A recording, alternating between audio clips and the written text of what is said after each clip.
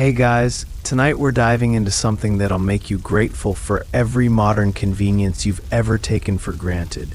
Picture this. You wake up in complete darkness, your body aching on a straw mattress that's probably home to more creatures than a small zoo. And the sound that jolts you awake isn't your smartphone alarm. It's a church bell clanging at what your modern brain would register as an ungodly hour. But here's the thing. In medieval times, ungodly hours were actually the most godly hours, and you're about to discover why your cushy 21st century lifestyle has made you softer than butter left in the sun. You probably think you're tough because you survived that time your Wi-Fi went out for 3 hours, or when your favorite coffee shop ran out of oat milk. Well, buckle up, because medieval life is about to humble you harder than a participation trophy at a spelling bee. The moment you open your eyes in medieval times, you're already behind schedule, already failing, and already questioning every life choice that led you to this moment. So, before you get comfortable, take a moment to like the video and subscribe, but only if you genuinely enjoy what I do here. And hey, drop a comment letting me know where you're listening from and what time it is for you right now. Because wherever and whenever you are, it's infinitely better than medieval dawn. Now, dim the lights, maybe turn on a fan for that soft background hum, and let's ease into tonight's journey together. The first thing that hits you isn't the cold, though that's coming. It's the complete and utter darkness. No street lights bleeding through curtains. No digital clock casting that familiar blue glow. No standby lights from electronics humming their quiet electronic lullabies. Medieval darkness is absolute, thick enough to feel like it has weight pressing down on your chest. You fumble around, hoping muscle memory will guide you to a light switch that doesn't exist. Reaching for a nightstand that's actually just a wooden chest, filled with whatever meager possessions your medieval self managed to accumulate. Your bed, and let's use that term loosely, is essentially a wooden frame with rope stretched across it, topped with a straw mattress that's been used by who knows how many previous occupants. The straw pokes through the thin fabric covering, creating pressure points that would make a medieval torture device seem comfortable. Historians estimate that medieval mattresses were replaced maybe once a year, if you were lucky, which means you're sleeping on months of accumulated human sweat, dead skin cells, and whatever small creatures decided to make your bed their permanent residence. The church bell that woke you isn't ringing once or twice. It's going to keep ringing until everyone in the village is awake and moving. Medieval communities operated on collective schedules because individual choice wasn't really a thing yet. Historians still argue whether this communal approach to timekeeping was more about religious devotion or practical necessity. But either way, your snooze button dreams just died a medieval death. You swing your legs over the side of the bed and immediately your feet hit the cold dirt floor. No heated floors, no carpet, no slippers waiting patiently beside the bed. The ground beneath your feet is packed earth, maybe with some rushes scattered on top if you're particularly well off, but more likely just dirt that turns to mud whenever it rains and dust when it's dry. Your modern feet, pampered by years of cushioned shoes and smooth surfaces, are about to get their first reality check of many. As you stand up, your medieval clothing clings to your body in ways that make you appreciate elastic waistbands and breathable fabrics. Your night clothes, if you're fortunate enough to have separate sleeping attire, are rough linen that feels like wearing a burlap sack, and they've absorbed every smell from the past week because daily costume changes aren't happening in your medieval future. The air itself tastes different here.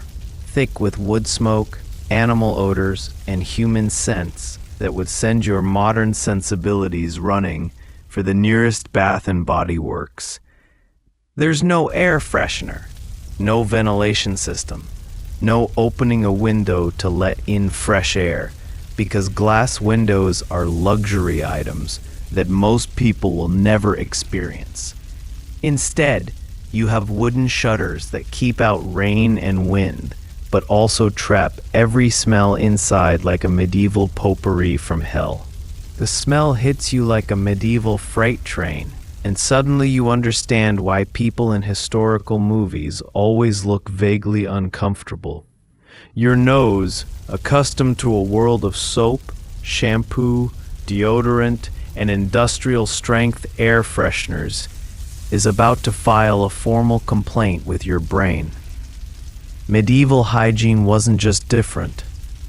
It was practically non-existent by your pampered modern standards. And you're about to get an education that no history textbook properly prepared you for. First, let's talk about your personal hygiene situation, which is about to become very personal and very unhygienic. That daily shower you take for granted? Forget it.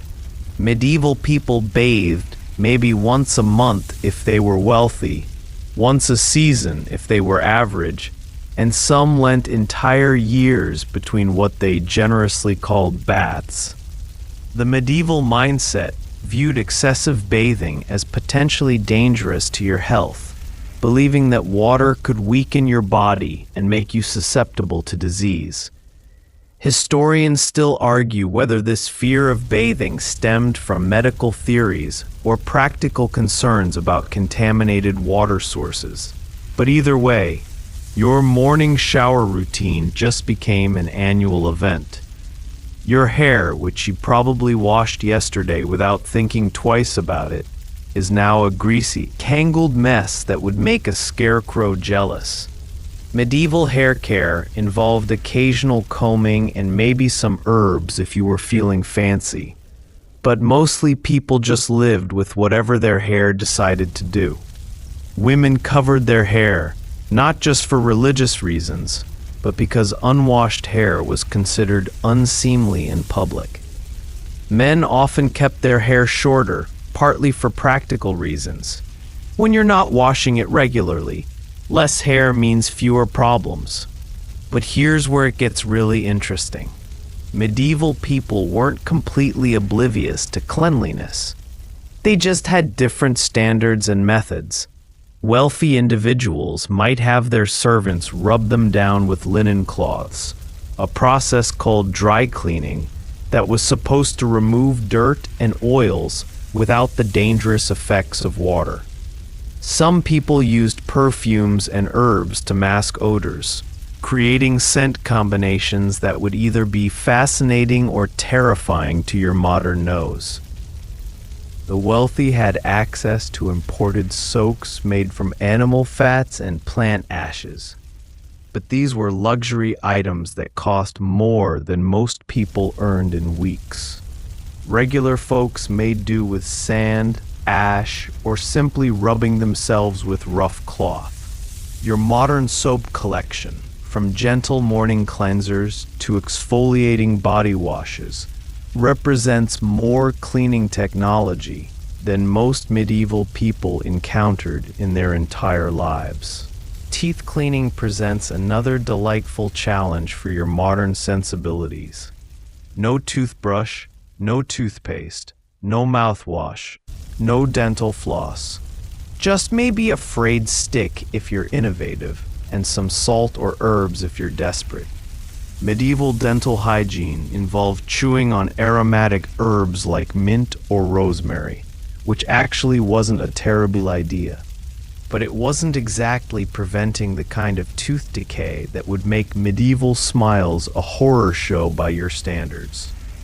Your undergarments, assuming you have any, are linen shirts that get washed occasionally and changed even less frequently. Medieval people believed that clean linen against the skin was more important than clean skin itself, so changing your shirt was considered more hygienic than bathing.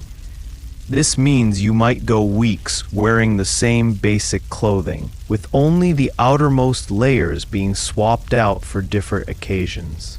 The concept of deodorant doesn't exist yet, which means every human interaction involves a full sensory experience that your modern nose finds overwhelming. Medieval crowds weren't just visually different. They were aromatic experiences that could knock you backward. People carried small bouquets of herbs or flowers, not for decoration, but to hold under their noses when the crowd became too much to bear. Women's hygiene during menstruation involved rags that were washed and reused, if washing was possible, or sometimes just absorbed into their clothing. The shame and secrecy surrounding women's natural bodily functions meant that many women suffered in silence through what your modern world has turned into a manageable monthly inconvenience. Even hand washing, something you do dozens of times per day without thinking, becomes a production in medieval times. No running water means finding a basin, hauling water from a well or stream, and using it sparingly because every drop had to be carried by hand. Your casual hand washing before meals, after using the bathroom, or just because your hands feel slightly dirty, becomes a carefully planned event. Your stomach rumbles with the confidence of someone accustomed to grab-and-go breakfast options. But medieval mornings are about to serve you a reality sandwich that tastes worse than it sounds. That quick bowl of cereal, that perfectly brewed coffee, that toast with 17 different jam options. Kiss all of that goodbye, because medieval breakfast is going to challenge every assumption you've ever made about starting your day with food that's actually edible. First, let's address the elephant in the room. There's no coffee, no tea, no orange juice, no smoothies. Your morning caffeine ritual, that sacred ceremony that transforms you from zombie to functional human being, simply doesn't exist. Medieval people drank ale for breakfast. Yes, alcohol before 6 a.m. was not only acceptable but necessary because water was often contaminated and ale was safer. Your medieval breakfast beverage has an alcohol content that would make your modern workplace breathalyzer very unhappy. But it's either that or risk dysentery from the local water supply. The ale itself tastes nothing like modern beer. It's flat, lukewarm, often sour, and has a consistency that suggests someone stirred it with a dirty stick. Medieval brewing was more about creating something safe to drink than something enjoyable, so flavor was optional and consistency was purely accidental. Some batches tasted like liquid bread, others like fermented sadness, and the really bad ones like what you'd imagine feet would taste like if feet could ferment. Your breakfast food consists mainly of bread, but not the fluffy, perfectly sliced loaves from your grocery store. Medieval bread for common people was dark, dense, and often contained sawdust, ground acorns, or whatever cheap fillers the baker could find. The wealthy ate white bread, but even their version would seem heavy and coarse by your standards. Your slice of medieval bread could double as a weapon in desperate situations, and many people used yesterday's leftover bread as plates because it was too hard to bite through anyway. If you're lucky enough to have something to put on your bread, it might be lard, which was considered a delicacy, or perhaps some cheese that's aged in ways that would horrify modern food safety inspectors. Medieval cheese was often made in less than sanitary conditions, aged in caves or cellars that housed other questionable substances, and had flavor profiles that ranged from interesting to "Dear God, what died in here?" porridge was another breakfast staple, but medieval porridge was basically whatever grains were available boiled in water or ale until they formed a substance that was technically edible. No sugar, no honey unless you were wealthy.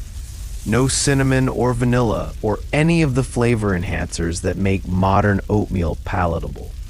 Medieval porridge had the consistency of paste and the flavor of disappointment, but it filled your stomach and kept you alive, which were the primary goals of medieval cuisine. Eggs, when available, came from chickens that lived free-range lives in medieval farmyards, which sounds wholesome until you realize this meant they ate whatever they could find, including things that would make their eggs taste like barnyard adventures.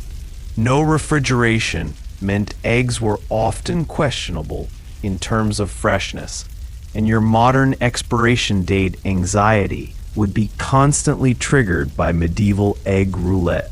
Meat for breakfast was rare unless you were wealthy or it was a special occasion. When poor people did have meat, it was often preserved through salting, smoking, or other methods that created flavors intense enough to make your modern palate surrender immediately. Medieval preserved meat had enough salt content to mummify a small animal, and the smoking process involved wood that sometimes included less than appetizing additions. Historians still argue whether medieval people actually enjoyed their food or simply ate it because survival trumped flavor preferences. But contemporary accounts suggest that even the wealthy complained about food quality when they thought no one was listening. The spice trade existed partly because medieval food needed all the help it could get, but spices were expensive enough that most people never tasted black pepper, let alone the exotic flavors that might have made their meals bearable. Your modern dietary restrictions and food allergies become irrelevant in medieval times because choice isn't really an option. Vegetarian? You'll eat meat when it's available and be grateful. Gluten-free? Medieval bread is basically all gluten, all the time. Lactose intolerant. Medieval dairy products will teach you new definitions of intestinal distress. Diabetic? Medieval meals had unpredictable carbohydrate contents that would make blood sugar management impossible. The breakfast experience itself lacks any of the comfort rituals you associate with morning meals. No comfortable chair, no morning news, no peaceful moments with your thoughts and your coffee. Instead, you're eating standing up or sitting on a hard wooden stool, surrounded by family members who are equally focused on consuming whatever food is available before heading out to begin their 14-hour workday. Your modern wardrobe, with its breathable fabrics, elastic waistbands, and machine-washable convenience, is about to be replaced by a medieval fashion nightmare that makes uncomfortable airplane seats seem luxurious. Medieval clothing wasn't designed for comfort, convenience, or even basic human movement. It was designed to announce your social status while simultaneously torturing your body in ways that would make modern shapewear seem like pajamas. Let's start with your undergarments, or rather the shocking lack thereof. Medieval people wore linen shirts directly against their skin, and that was basically it for underwear. No boxers, no briefs, no bras, no panties. Just a long linen shirt that served as your base layer for everything. Women might have a linen chemise that reached their ankles, but the concept of separate undergarments for support or comfort simply didn't exist. Your modern underwear drawer represents more technological advancement than most medieval people encountered in their clothing throughout their entire lives. The linen shirt, your primary undergarment, was rough but sketchy and absorbed every smell and stain from your daily activities.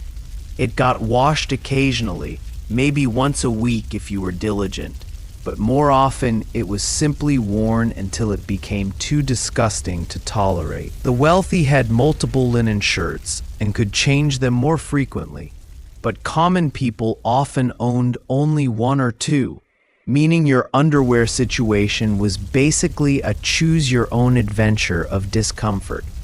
Your outer clothing reveals your social status immediately and brutally. If you're a peasant, you're wearing rough wool that feels like wearing a horse blanket made of regret. The wool was often poorly processed, still containing bits of plant matter and other delightful surprises, and it was dyed with whatever materials were locally available, creating colors that ranged from mud brown to slightly different mud brown. Your medieval outfit has all the fashion appeal of a potato sack and about half the comfort. The wealthy wore fine wool, silk, and imported fabrics that actually felt pleasant against the skin. But even wealthy medieval clothing was designed more for display than comfort. Rich people's clothes were fitted tightly to show off expensive tailoring, with sleeves so long they dragged on the ground and trains so elaborate they required servants to manage them. Wearing wealthy medieval clothing was like being a walking advertisement for your bank account, but it made simple activities like walking, sitting, or using your arms an exercise in frustration. Medieval shoes were leather slippers or boots that provided minimal protection and no arch support. No cushioning, no breathable materials, no waterproofing, just leather shaped vaguely like feet and held together with hope and leather strips. Your modern athletic shoes, with their gel insoles and moisture-wicking materials, represent more foot technology than existed in the entire medieval world. Walking long distances in medieval shoes was guaranteed to create blisters, sore spots, and foot problems that would plague you for life. Women's clothing was specifically designed to restrict movement and make independent activity difficult. Long skirts that dragged on the ground, tight bodices that made breathing challenging, and sleeves that made lifting your arms above your head nearly impossible. Medieval women's fashion was beautiful in theory, but functionally similar to wearing an elegant straitjacket. Historians still argue whether this restriction was intentional social control or simply the result of impractical fashion trends. But either way, your modern yoga pants and sports bras represent a revolution in women's mobility. The layering system in medieval clothing was complex and uncomfortable. Multiple layers of different fabrics, each serving a specific purpose, creating outfits that were hot in summer, cold in winter, and always restrictive. Your modern layering system of base layers, insulating layers, and weather-resistant outer shells is so advanced compared to medieval clothing that it might as well be spacesuit technology. Colors in medieval clothing were limited and significant. Only the wealthy could afford bright, vibrant colors, while common people wore browns, grays, and other earthy tones that wouldn't show dirt as easily. Your closet full of color choices represents more dye technology and variety than most medieval communities saw in generations. Purple was so expensive that laws existed limiting who could wear it, making your casual purple t-shirt a medieval status symbol worth more than most people's annual income. Medieval clothing maintenance was a constant nightmare. No washing machines, no dry cleaning, no stain removers, just hand washing with harsh soaps when soap was available, or simply beating dirt out of fabric with sticks. Your dry clean only items would be unwearable in medieval times, and your throw it in the washing machine approach to clothing care represents technology that medieval people couldn't even imagine. The fit of medieval clothing was often terrible because mass production didn't exist. Clothes were either made at home by people with limited tailoring skills or purchased from craftsmen who worked with rough measurements and best guesses. Your perfectly fitted jeans and tailored shirts represent precision manufacturing that would seem magical to medieval people accustomed to clothing that was always slightly wrong in multiple ways. Your modern bathroom experience, with its porcelain throne, soft toilet paper, and privacy locks, is about to be replaced by medieval toilet facilities that make porta potties seem like luxury spas. The medieval approach to human waste management was creative, practical, and absolutely horrifying by your delicate 21st century standards, and you're about to discover why medieval people had much different definitions of privacy and dignity. Let's start with the most basic question. Where exactly do you go when you need to go? If you're a peasant living in a village, your toilet is a wooden seat built over a pit in your backyard, assuming you're lucky enough to have a backyard. This privy, as it was charmingly called, is basically a wooden box with a hole cut in the top, positioned over a pit that gets deeper and more aromatic with each use.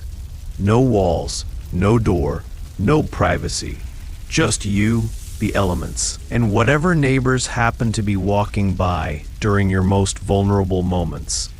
The pit beneath your medieval toilet is a festering cesspool of human waste that attracts flies, rats, and smells that would make a garbage truck seem fragrant. Medieval privies were typically positioned downhill from the house, and hopefully downwind, but medieval people weren't exactly environmental engineers, so many privies were placed wherever was convenient, regardless of how the smell might drift toward living areas. Your modern sewage system, which whisks waste away to treatment facilities you never think about, is a marvel of engineering that medieval people couldn't even conceptualize. If you're wealthy enough to live in a castle or manor house, you might have access to a garderobe, which was essentially a toilet built into the castle wall with a chute that dropped waste directly into the moat or onto the ground below. Castle garderobes were often built into thick stone walls, creating small chambers that provided some privacy, but they were cold, drafty, and the chute system meant that waste from upper floors might splash back up during heavy use. The term garderobe literally meant guard the robes, because these rooms were also used to store clothing, since people believed the ammonia smell from urine would repel moths and other insects. Toilet paper doesn't exist in your medieval world, so you're making do with whatever materials are available and socially acceptable. Wealthy people might use soft cloth rags that could be washed and reused, while common people used leaves, straw, hay, or simply their left hand, followed by washing with water if water was available. The concept of single-use, soft, absorbent paper designed specifically for personal hygiene is so advanced that it represents a luxury medieval people couldn't imagine. Some medieval people used smooth stones or sticks, while others scraped themselves clean with whatever implements seemed appropriate for the task. The social etiquette around medieval bathroom activities was complex and often contradictory. Public defecation was common in cities, where people would simply relieve themselves in alleys, streets, or rivers, but there were unwritten rules about when and where this was acceptable. City governments occasionally tried to regulate waste disposal, creating laws that required people to call out garde-l'eau, from the French garde-l'eau, meaning watch out for the water, before emptying chamber pots from windows, but enforcement was sporadic and often ignored. Chamber pots were the indoor solution for nighttime emergencies or bad weather, but they created their own special problems. These ceramic or metal containers were kept under beds or in corners of rooms, and they needed to be emptied regularly into privies or simply dumped wherever seemed convenient. Medieval chamber pots were often shared among family members, creating intimate situations that would horrify your modern sensibilities about personal space and hygiene. The wealthy had servants to empty chamber pots, while common people handled their own waste management, which meant starting many days by dealing with the previous night's accumulated family waste.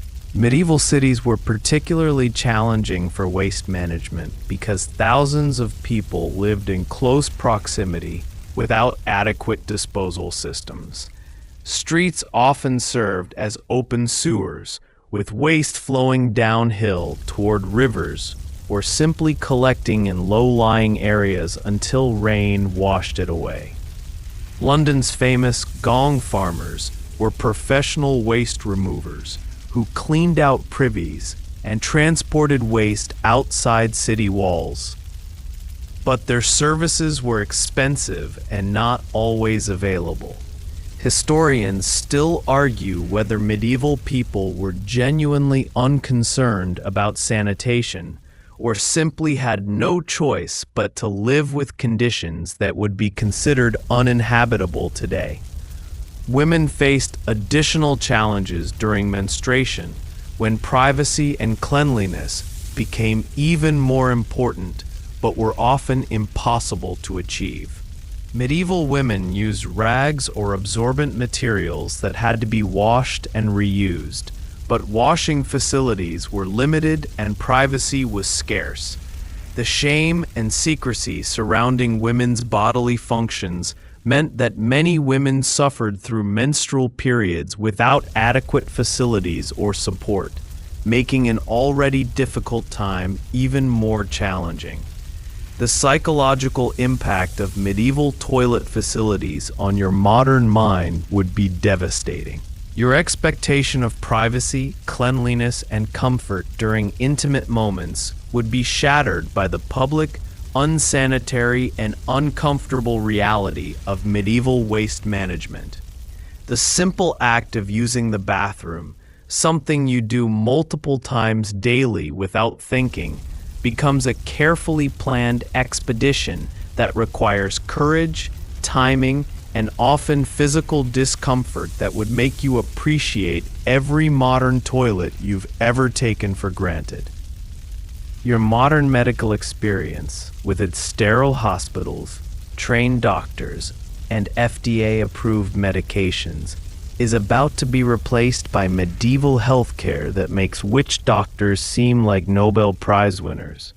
Medieval medicine was a fascinating blend of superstition, genuine herbal knowledge, and treatments so terrifying that many people chose to suffer in silence rather than seek help.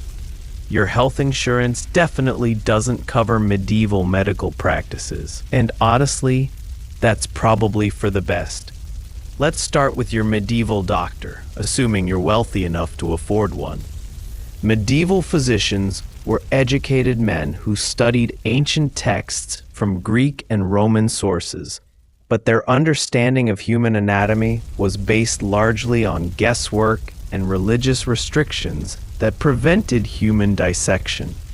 Your doctor has probably never seen the inside of a human body, doesn't understand germ theory, and believes that illness is caused by imbalances in your four bodily humors: blood, phlegm, yellow bile, and black bile. This means your medical diagnosis will be based on checking your pulse, examining your urine, and determining which of your humors is out of balance, a process that's about as scientifically accurate as reading tea leaves. Bloodletting is the go-to treatment for almost everything that ails you. Headache? Bloodletting. Fever? More bloodletting. Broken bone? Probably some bloodletting to balance your humors. Medieval doctors believed that removing blood would restore balance to your system, so they'd use leeches, make small cuts with knives, or use cupping devices to draw blood from your body. The irony is that bloodletting often made patients weaker and more susceptible to infection. But since medieval doctors didn't understand this connection, they'd often prescribe more bloodletting when patients didn't improve quickly enough. Surgery, when absolutely necessary, was performed without anesthesia, antiseptics, or proper surgical instruments. Medieval surgeons might give you some wine or herbs to dull the pain, but mostly you just have to bite down on a leather strap and hope you passed out quickly. Surgical instruments were often the same tools used for other trades: knives, saws, and hammers that were cleaned, if at all, by wiping them on cloth. Post-surgical infection was so common that many people died from the surgery rather than the original problem. But medieval doctors attributed these deaths to God's will rather than their surgical techniques. Herbal remedies were actually one of the more effective aspects of medieval medicine, though they were often mixed with treatments that were less helpful. Medieval healers, particularly women who weren't allowed to become official doctors, developed extensive knowledge of plants and their medicinal properties. Willow bark for pain relief, which contains salicin, similar to aspirin, digitalis for heart problems, and various herbs for digestive issues were genuinely useful treatments.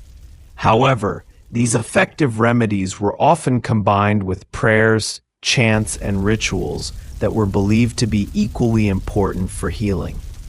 Childbirth was particularly dangerous in medieval times, with maternal mortality rates that would horrify your modern sensibilities.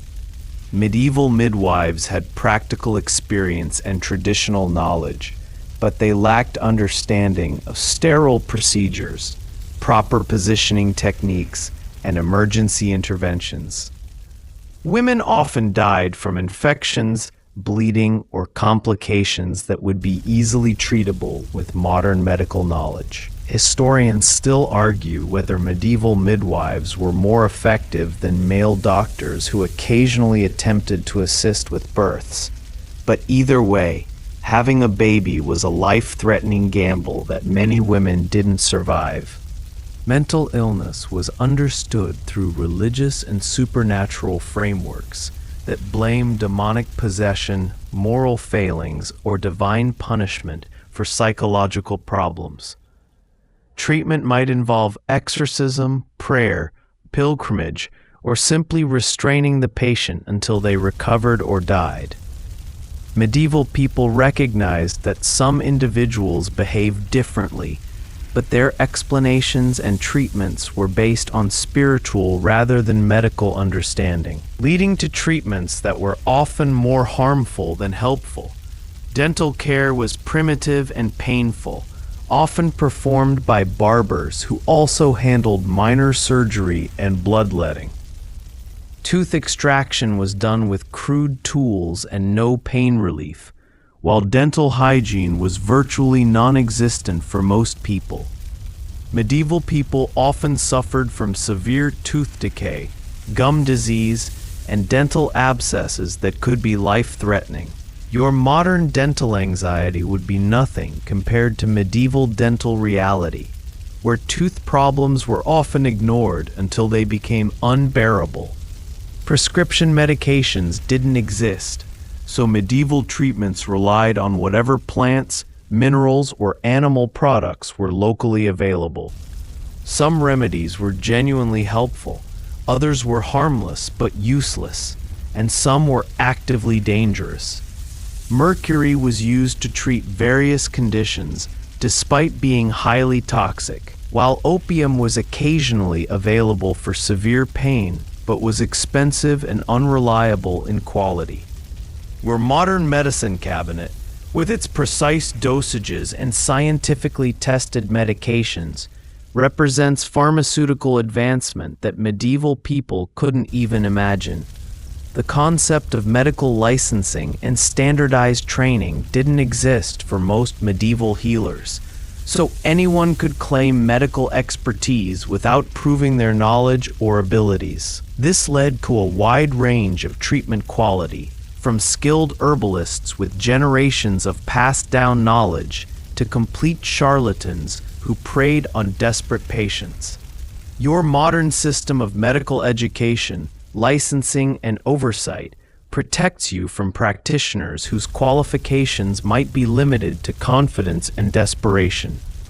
Your modern 40-hour work week with its union protections, overtime pay, and casual Fridays is about to be replaced by medieval labor conditions that make Amazon warehouse workers look pampered.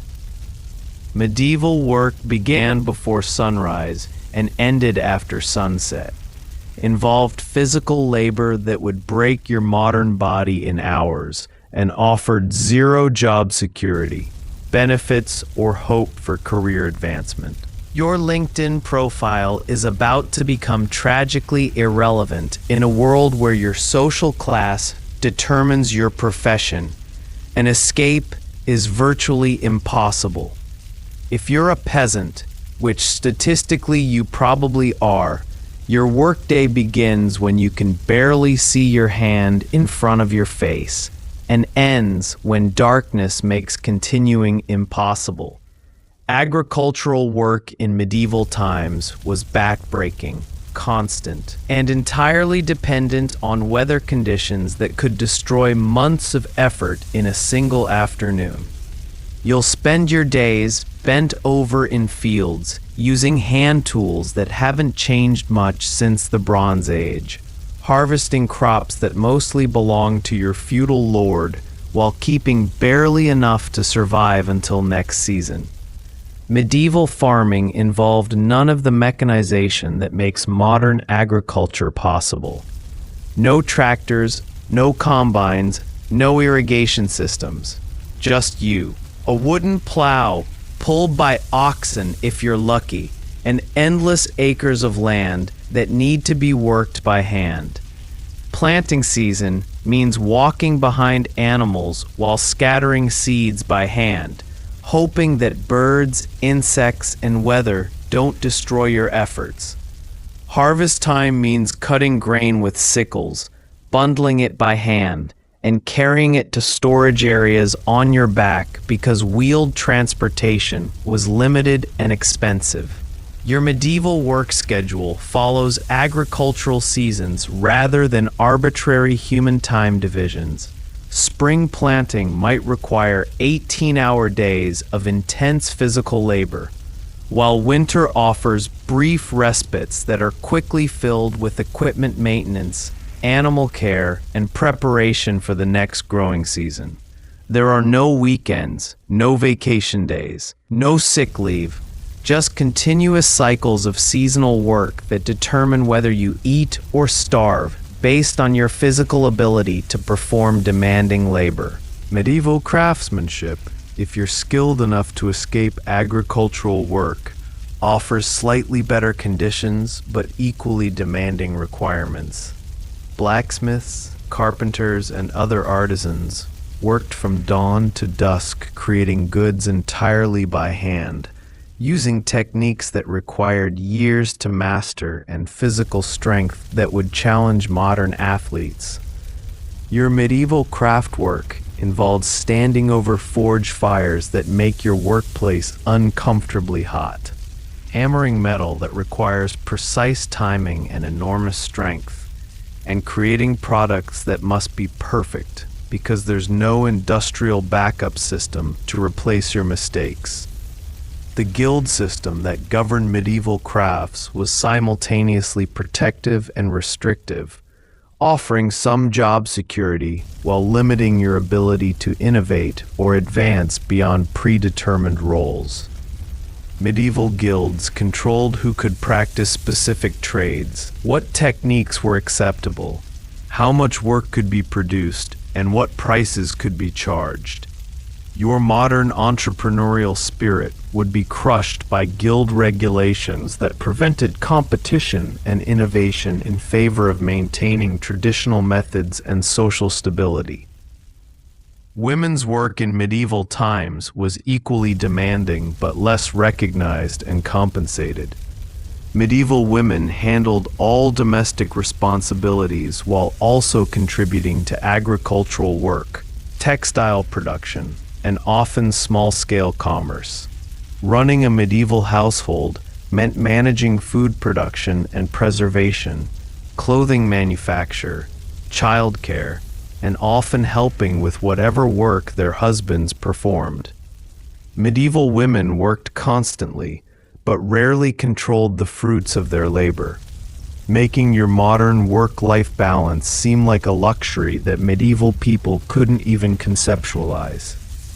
Medieval workplaces lacked any safety regulations or protective equipment, making injury and death common occupational hazards. Miners worked in tunnels that collapsed regularly. Construction workers built without safety harnesses or hard hats, and manufacturing involved dangerous processes with no protective protocols. Your modern workplace safety training would be irrelevant in medieval times, where losing fingers, suffering burns, or dying on the job were accepted risks rather than preventable accidents. The concept of retirement didn't exist in medieval work culture, because most people worked until they physically couldn't continue, then relied on family or charity to survive their final years. Medieval people who survived to old age often continued working in whatever capacity their bodies allowed, because stopping work meant stopping income in a world without social safety nets. Your modern retirement planning and 401k contributions represent economic security that medieval workers couldn't imagine. Historians still argue whether medieval workers were more satisfied with their jobs than modern employees, since medieval work was often tied to family traditions and community identity rather than personal choice. But contemporary accounts suggest that most people understood their work as survival necessity rather than career fulfillment. Medieval job satisfaction was measured by whether your work kept you alive rather than whether it provided personal meaning or growth opportunities. Your medieval paycheck, when payment existed at all, often came in the form of food, shelter, or goods rather than money. Many medieval workers were paid with portions of what they produced, creating direct connections between work effort and survival that made lazy days or poor performance literally life-threatening decisions. The modern concept of salary, benefits, and job security represents economic advancement that transformed work from survival necessity into career opportunity, a change that medieval workers would find both wonderful and completely incomprehensible. Your modern city experience, with its organized traffic patterns, municipal waste management, and reasonably clean sidewalks, is about to be replaced by medieval urban landscapes that make the worst neighborhoods you've ever seen seem like pristine suburbs.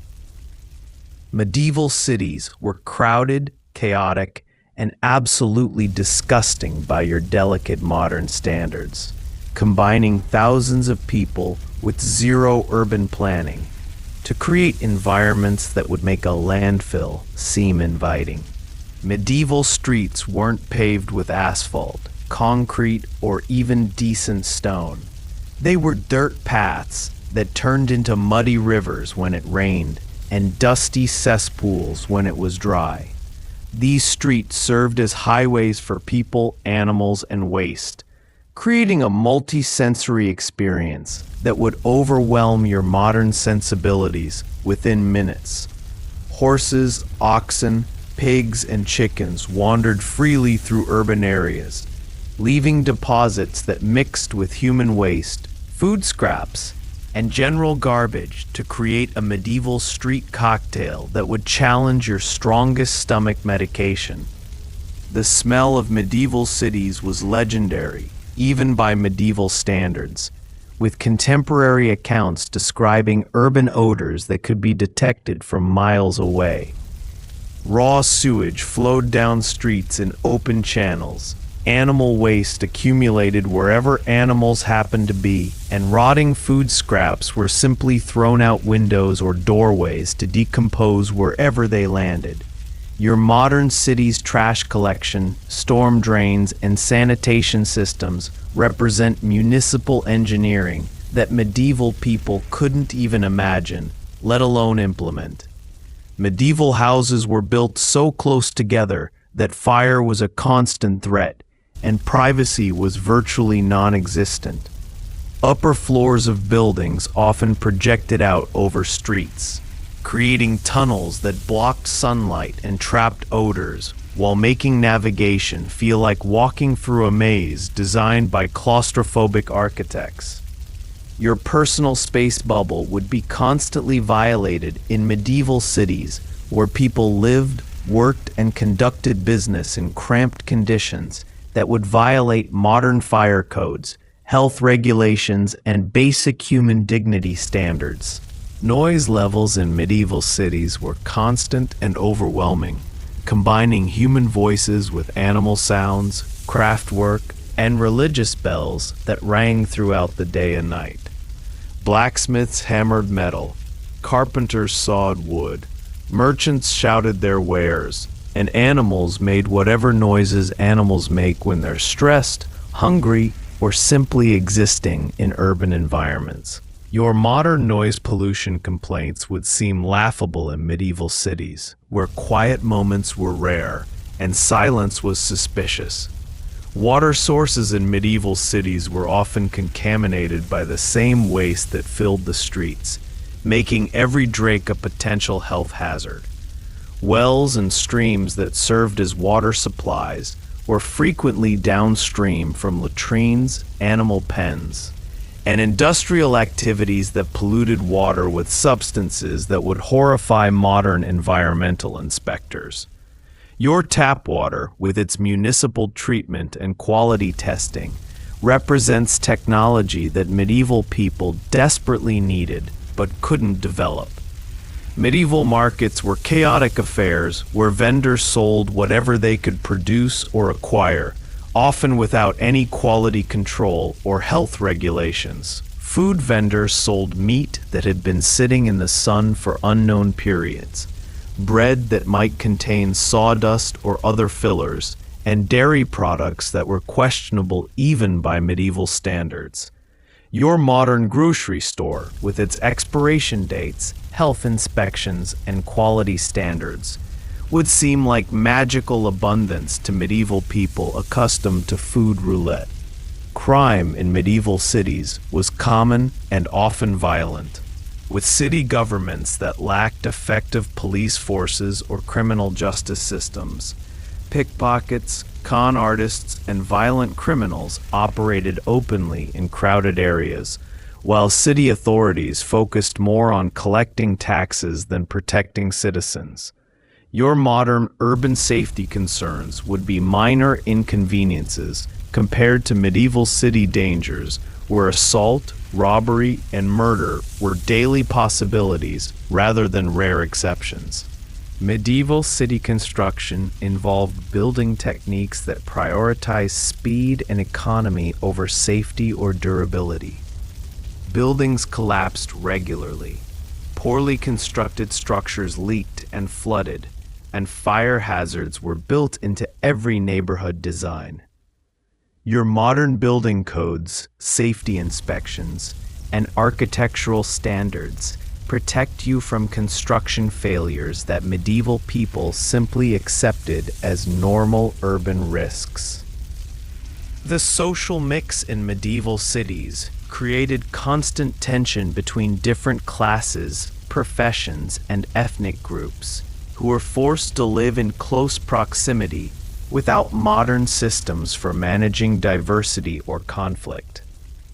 Wealthy merchants lived near poor laborers, foreign traders mixed with local craftsmen, and religious minorities tried to blend into majority populations, creating social dynamics that could explode into violence with little warning. Historians still argue whether medieval cities were more integrated or more segregated than modern urban areas. But either way, social tensions were managed through intimidation and force rather than law and diplomacy. Transportation through medieval cities was a nightmare of narrow streets, animal traffic, and pedestrian chaos that would make your worst commute seem pleasant. No traffic lights, no lane markings, no designated pedestrian areas, just crowds of people and animals moving in whatever direction seemed most advantageous at any given moment. Your modern urban navigation, with its GPS systems and predictable traffic patterns, represents organizational technology that medieval cities desperately needed but couldn't implement. Your modern dining experience, with its predictable menus, dietary accommodations, and basic table manners, is about to collide with medieval dinner customs that would make a prison cafeteria seem like fine dining. Medieval meals were social events governed by complex etiquette rules, bizarre food combinations, and eating practices that would horrify your delicate 21st century sensibilities, while simultaneously challenging every assumption you've made about civilized dining. Medieval dinner begins much earlier than your modern schedule expects, typically around 10 or 11 a.m. for the main meal of the day, because medieval people woke up at dawn and needed substantial food to fuel their physically demanding work. Your expectation of eating dinner in the evening would mark you as someone who doesn't understand basic medieval time management, since most people were preparing for sleep when your modern dinner hour arrives. The medieval eating schedule was designed around available daylight and work requirements rather than modern convenience and social preferences. The seating arrangement at medieval dinners immediately reveals your social status in ways that would make your modern egalitarian sensibilities uncomfortable. Medieval dining halls were organized by strict hierarchical rules that determined not only where you sat, but what food you received, what utensils you used, and even how much attention you deserved from servants. Your modern expectation of choosing your own seat and receiving equal treatment regardless of your background would be laughably naive in medieval dining situations where social rank determined every aspect of your meal experience. Medieval table manners were simultaneously more complex and more disgusting than modern etiquette, combining elaborate courtesy rituals with eating practices that would make your stomach turn. Sharing food from common dishes was standard practice, meaning your medieval dinner companions would be reaching into your food with hands that had questionable hygiene histories. Medieval people ate with their fingers for most foods, shared drinking cups without concern for disease transmission, and considered it polite to offer choice morsels from their own mouths to honored guests, creating intimate dining experiences that would violate multiple modern health codes. The food itself represents a medieval adventure in flavors that would challenge your modern palate in unexpected ways. Medieval cooks used spice combinations that seem bizarre today, often mixing sweet and savory elements in the same dish, while adding spices that were chosen more for their expense than their flavor compatibility. A typical medieval dinner might include roasted meat seasoned with cinnamon and ginger, vegetables cooked with honey and vinegar, and bread flavored with anise or other spices that would make your modern taste buds confused and possibly offended. Medieval meat preparation involved cooking techniques that would horrify modern food safety inspectors, since refrigeration didn't exist and meat was often aged in ways that developed flavors your modern palate would consider spoiled. Medieval people ate meat that was heavily salted, smoked until it resembled leather, or preserved in ways that created intense flavors designed to mask the taste of meat that was no longer fresh. Your modern preference for lightly seasoned, carefully stored meat would seem bland and wasteful to medieval diners accustomed to intense, preserved flavors. Bread at medieval dinners served multiple purposes beyond simple nutrition, often functioning as plates, napkins, and utensils depending on the meal's requirements. Medieval diners used thick slices of bread called trenchers as disposable plates, absorbing meat juices and sauces before eating the bread plate at the end of the meal. Your modern paper plates and disposable utensils represent convenience technology that medieval people achieved through edible alternatives that were both practical and economical. Drinking during medieval meals involved alcoholic beverages that were safer than water, but created social situations that would make modern workplace harassment training very relevant. Medieval ale and wine had unpredictable alcohol content, and social pressure to drink meant that most medieval dinners involved some level of intoxication that would be considered inappropriate in modern dining situations. Your modern ability to choose non-alcoholic beverages would mark you as suspicious or possibly ill, since refusing alcohol suggested either religious extremism or medical problems. Medieval dinner entertainment often included live music, storytelling, and performances that were designed to accompany eating rather than replace conversation. Medieval diners expected constant entertainment during meals, creating noise levels and distractions that would make modern restaurant experiences seem quiet and peaceful. Historians still argue whether medieval dinner entertainment enhanced or distracted from the dining experience, but either way, quiet, intimate meals were rare and often considered antisocial. Women's behavior during medieval dinners was governed by specific rules that would enrage modern feminist sensibilities, since women were expected to serve men, eat smaller portions, and avoid drawing attention to themselves through conversation or behavior. Medieval women often ate separately from men, or ate after men had finished, creating dining hierarchies that reinforced social inequalities through every meal. Your modern expectation of equal treatment and shared conversation would be revolutionary in medieval dining contexts, where women's roles were strictly defined and enforced.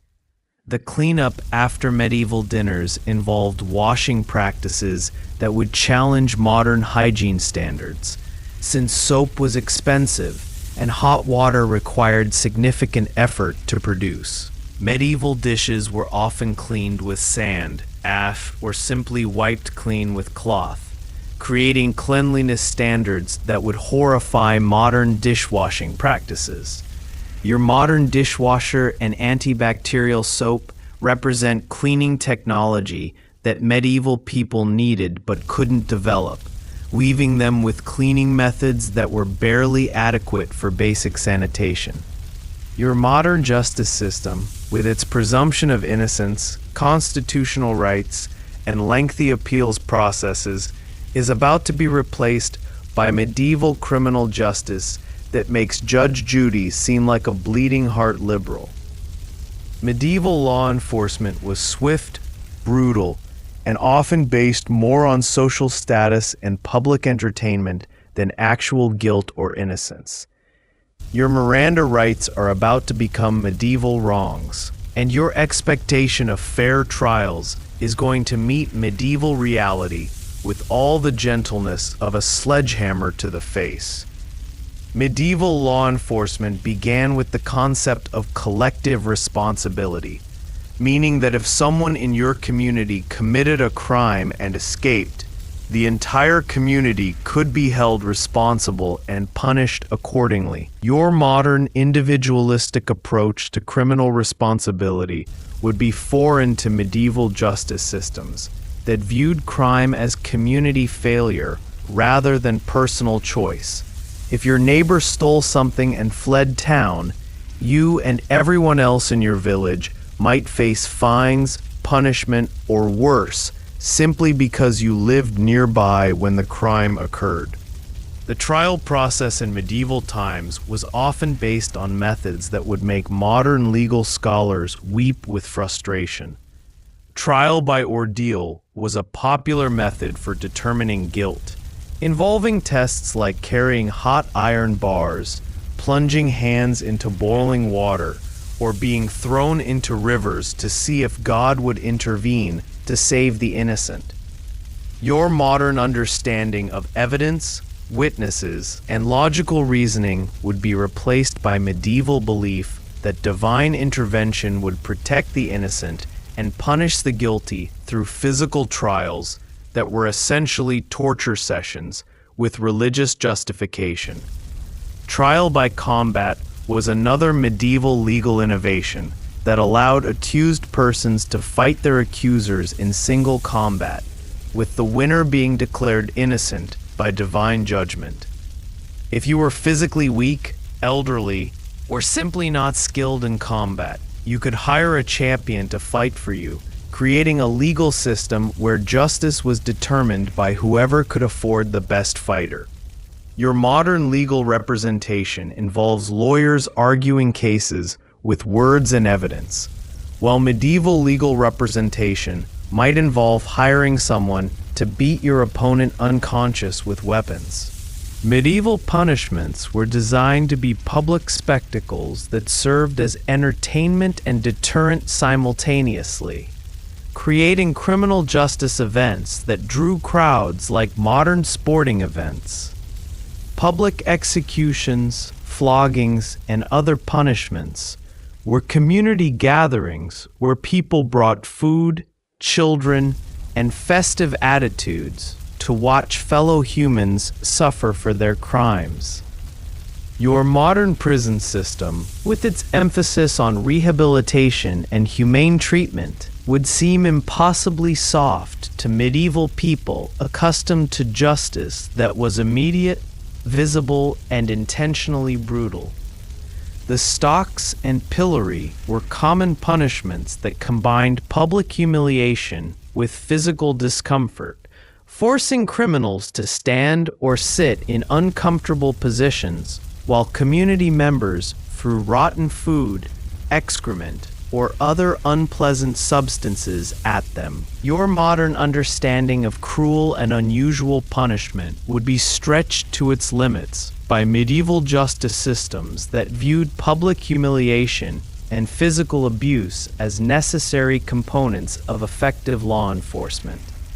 Medieval prisons were not designed for long-term incarceration, but rather as holding areas for people awaiting trial or punishment, creating conditions that would violate every modern standard for humane treatment. Medieval prisoners were often chained to walls, fed minimal rations, and left in their own waste until their cases were resolved. Your modern prison complaints about food quality or recreational facilities would seem laughably privileged to medieval prisoners who were grateful simply to survive their incarceration. Social status played an enormous role in medieval justice, with wealthy individuals often able to pay fines or compensation instead of facing physical punishment, while poor people faced brutal consequences for identical crimes. Medieval legal systems explicitly recognized different standards of justice for different social classes, creating inequality that was built into the law rather than being an unfortunate side effect of imperfect implementation. Your modern ideal of equal justice under law would be revolutionary in medieval contexts where legal equality was considered neither possible nor desirable. Women faced additional challenges in medieval justice systems, since their legal status was often dependent on their relationships to men rather than their individual actions or circumstances. Medieval women could rarely represent themselves in legal proceedings, own property independently, or make contracts without male guardians, creating legal disabilities that would horrify modern feminist legal scholars. Women accused of certain crimes, particularly those involving sexuality or witchcraft, faced punishments that were often more severe than those imposed on men for similar offenses. Religious crimes were taken seriously in medieval justice systems, with blasphemy, heresy, and violation of religious laws carrying punishments that could include excommunication, exile, or death. Your modern separation of church and state would be incomprehensible to medieval legal systems where religious and secular law were intertwined, and questioning religious authority was considered both criminal and treasonous.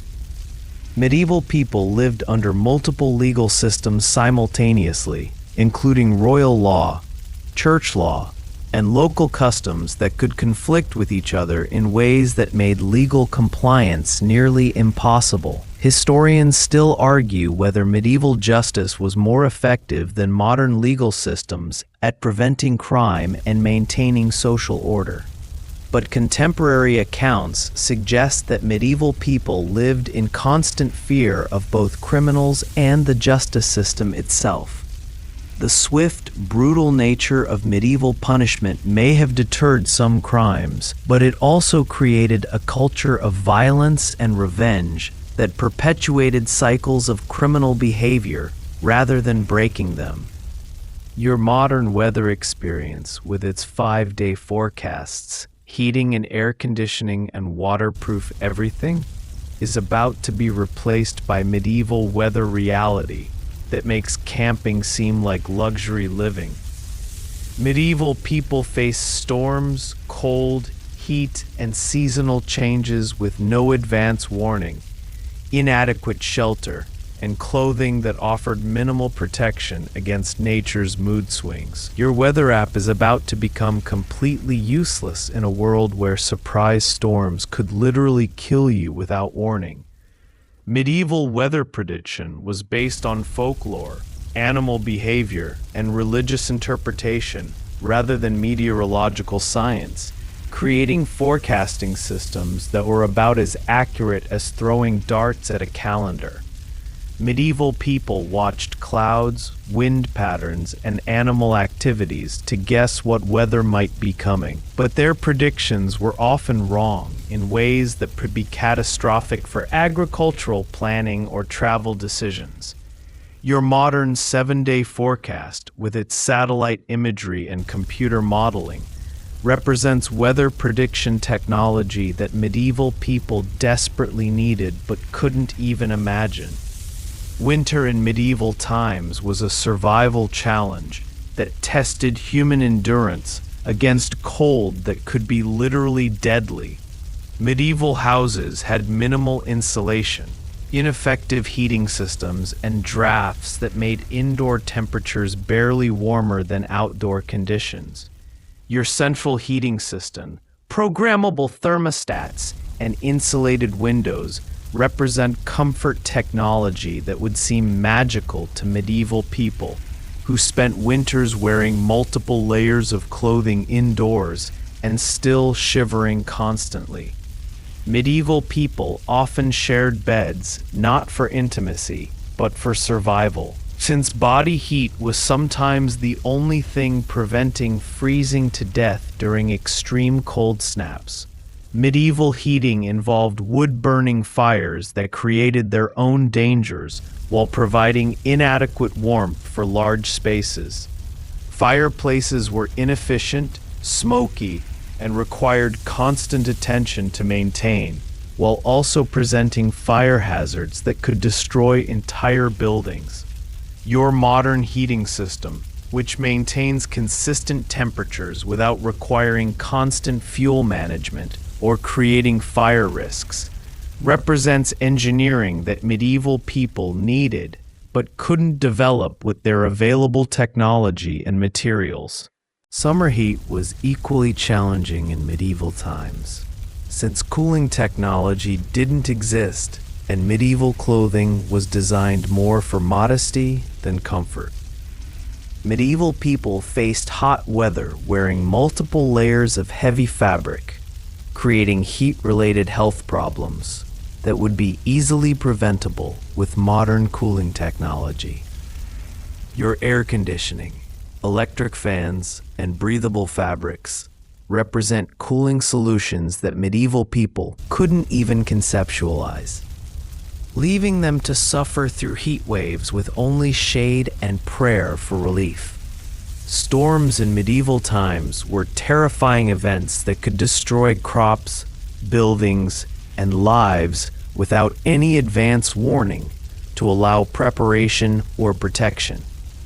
Medieval people faced hurricanes, tornadoes, hailstorms, and lightning with no weather radar, no emergency alert systems, and no sturdy shelters designed to withstand extreme weather. Your modern storm preparedness, with its advance warnings and emergency protocols, protects you from weather events that medieval people faced with nothing but luck and religious faith. Medieval clothing was poorly designed for weather protection, offering minimal waterproofing, wind resistance, or temperature regulation. Medieval people got soaked in rain, frozen in cold, and overheated in warm weather because their clothing was made from materials that absorbed moisture, conducted heat poorly, and provided little protection against wind or precipitation. Your modern weather-appropriate clothing, with its waterproof materials and temperature-regulating fabrics, represents textile technology that medieval people needed but couldn't produce. Agricultural planning in medieval times was constantly disrupted by weather events that could destroy entire seasons of work without warning. Medieval farmers planted crops based on traditional timing and hoped that weather would cooperate. But surprise frosts, droughts, floods, or storms could eliminate food supplies and create famine conditions. Your modern agricultural weather monitoring and irrigation systems protect crops from weather variations that regularly caused starvation in medieval communities. Travel during bad weather was extremely dangerous in medieval times, since roads became impassable, navigation was difficult, and shelter was often unavailable. Medieval travelers faced getting lost in blizzards, stuck in mud during rainstorms, or struck by lightning with no protection except whatever clothing they wore and whatever shelter they could find. Your modern transportation infrastructure, with its weather-resistant roads and climate-controlled vehicles, makes travel possible in conditions that would trap medieval people for days or weeks. Medieval buildings were poorly constructed to handle extreme weather, lacking proper foundations, waterproof roofing, or structural engineering designed to withstand storms. Medieval people regularly lost their homes to weather events that modern construction standards would easily survive, creating housing insecurity that was directly related to weather vulnerability. Historians still argue whether medieval people were more resilient to weather hardships than modern people, but contemporary accounts suggest that weather-related suffering was constant and often life-threatening. The psychological impact of unpredictable weather on medieval people created constant anxiety about survival that modern people rarely experience. Medieval communities lived with the knowledge that weather could destroy their food supplies, homes, and lives at any moment, creating stress levels that would challenge modern mental health. Your modern weather security, with its predictable heating and cooling systems, allows you to plan activities and make long-term decisions without considering whether weather might make survival impossible. Your modern health experience, with its vaccination programs, antibiotic treatments, and medical understanding of disease transmission, is about to be replaced by medieval plague realities that make your worst flu season seem like a minor inconvenience. Medieval diseases were constant, deadly, and completely unpredictable, striking communities with the efficiency of biological warfare and the subtlety of a medieval sledgehammer. Your hand sanitizer and face masks are about to become tragically irrelevant in a world where death could literally knock on your door without warning. The Black Death, which killed roughly 1/3 of Europe's population in the 14th century, represents the kind of pandemic that would make your COVID-19 experience seem like a mild head cold. Medieval plague spread through communities with devastating speed, killing healthy adults within days of infection and leaving entire towns empty of living inhabitants. Your modern understanding of quarantine, social distancing, and medical intervention would be useless against medieval plague, which medieval people believed was caused by bad air, divine punishment, or astrological influences, rather than bacterial infection spread by fleas and rats. Medieval people lived with the constant threat of diseases that your modern world has eliminated or made easily treatable through vaccination and medical care. Smallpox, measles, typhoid, dysentery, and tuberculosis were common killers that struck without warning and often without effective treatment. Your childhood vaccination schedule protected you from diseases that regularly killed medieval children before their 5th birthdays, making survival to adulthood an achievement rather than an expectation. Dysentery was a particularly unpleasant medieval killer that attacked through contaminated water and food, creating digestive problems that were both painful and often fatal. Medieval people suffered from bloody diarrhea, dehydration, and intestinal damage without understanding that their water sources were contaminated by human waste. Your modern water treatment systems protect you from dysentery and other waterborne diseases that medieval people faced every time they took a drink from local wells or streams. Medieval tuberculosis was a slow, wasting disease that consumed its victims over months or years, creating the romantic image of pale, thin invalids that became associated with artistic genius in later periods. Medieval people called tuberculosis consumption because it seemed to consume the body from within, causing weight loss, fatigue, and eventual death without any effective treatment. Your modern TB treatment, involving specific antibiotics and medical monitoring, can cure a disease that was essentially a death sentence in medieval times. Leprosy was another medieval disease that created social isolation as well as physical suffering, since medieval people believed it was highly contagious and possibly a sign of moral corruption.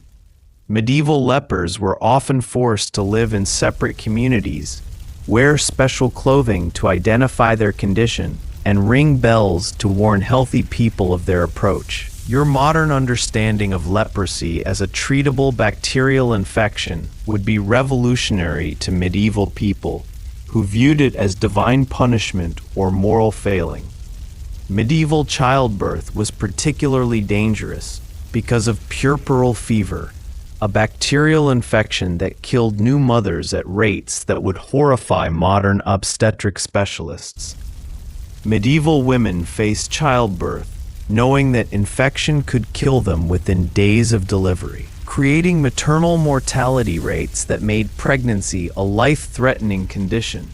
Your modern prenatal care, sterile delivery procedures, and antibiotic treatments protect women from childbed fever that regularly killed medieval mothers who survived the actual birth process.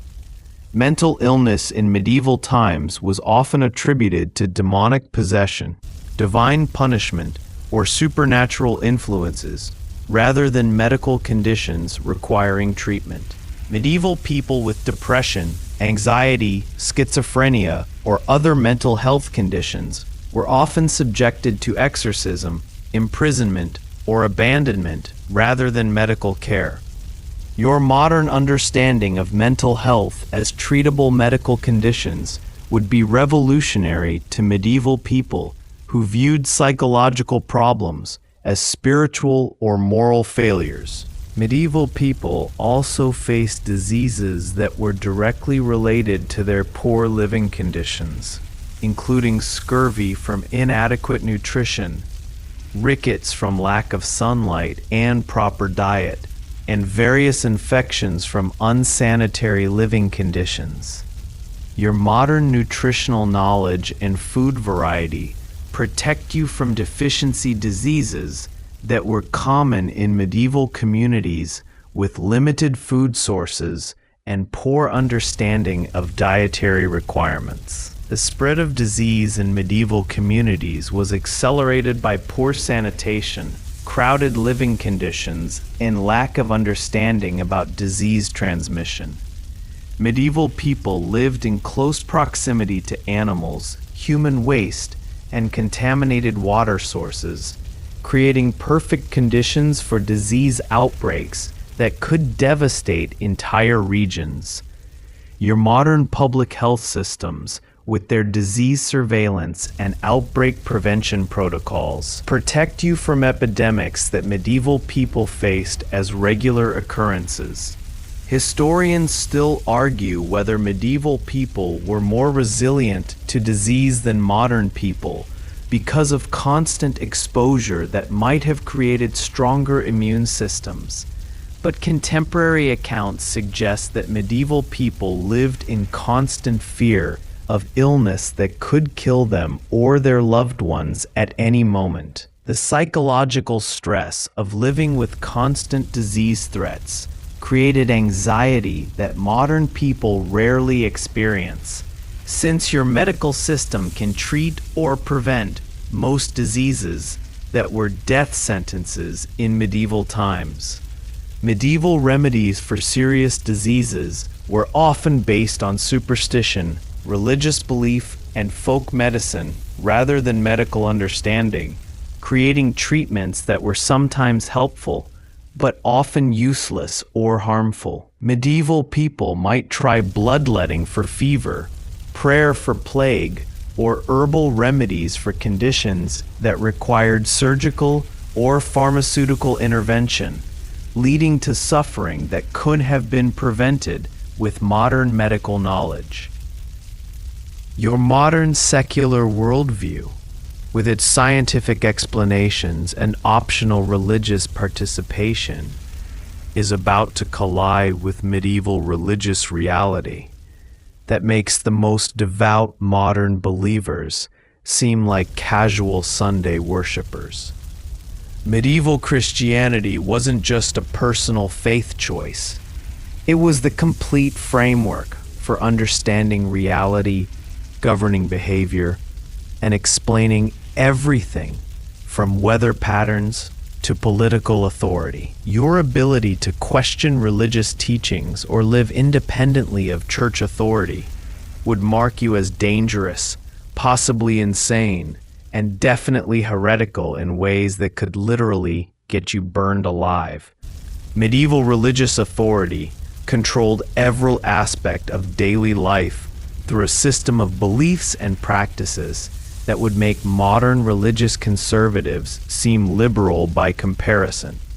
The Catholic Church owned roughly 1/3 of all land in medieval Europe, controlled education, operated the legal system for many types of crimes, and claimed authority over kings and emperors as well as peasants.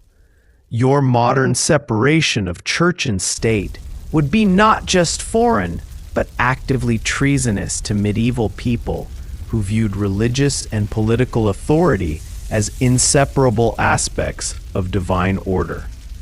Medieval people attended church services multiple times per week, not because they were particularly devout, but because attendance was mandatory and absence was noted by community leaders who reported suspicious behavior to religious authorities.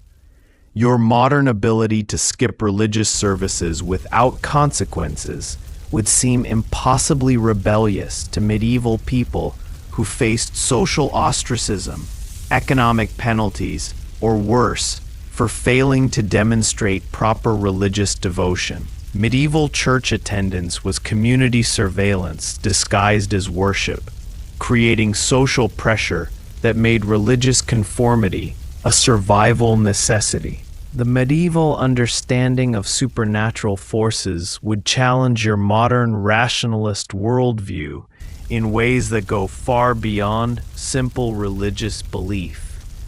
Medieval people lived in a world populated by demons, angels, saints, and other supernatural beings who actively intervened in daily life through miracles, curses, and divine intervention.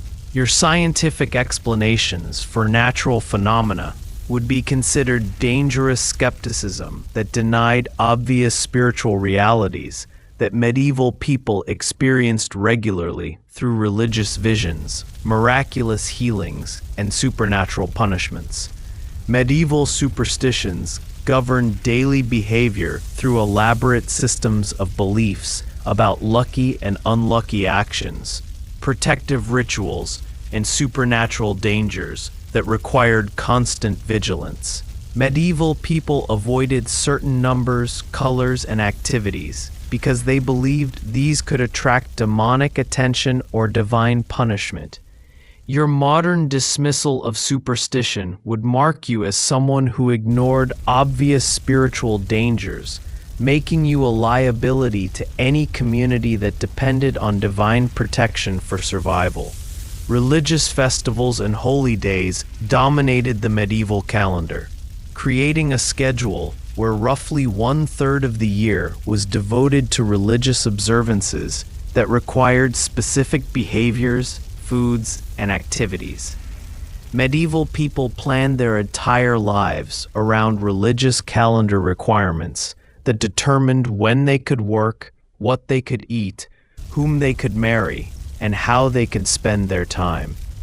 Your modern secular calendar, with its weekend breaks and optional holiday participation, represents freedom that medieval people couldn't even conceptualize. Medieval confession was a mandatory religious practice that required people to reveal their most private thoughts and actions to priests who had enormous power over their social and economic lives. Medieval people confessed their sins regularly, not just for spiritual reasons, but because failing to confess could result in excommunication, which meant social death and economic ruin. Your modern privacy rights and confidentiality expectations would be meaningless in medieval religious systems where priests knew everyone's secrets and used this knowledge to maintain social control. The medieval concept of divine punishment was immediate and personal. meaning that any misfortune could be interpreted as evidence of moral failing or spiritual corruption. Medieval people who suffered accidents, illness, or bad luck were often suspected of hidden sins that had attracted divine retribution. Your modern understanding of random events and natural causes would be rejected by medieval people who viewed everything as evidence of supernatural intervention in human affairs. Medieval heresy trials were religious legal proceedings that could result in torture, excommunication, or execution for people who questioned church teachings or practiced unauthorized religious activities. Medieval people lived with the knowledge that expressing wrong opinions about religious matters could destroy their lives and endanger their families. Your modern freedom of religious belief and expression would be revolutionary to medieval people who faced severe consequences for any deviation from orthodox religious thinking. Women faced particular restrictions under medieval religious authority, since church teachings viewed women as spiritually and intellectually inferior to men and inherently more susceptible to demonic influence.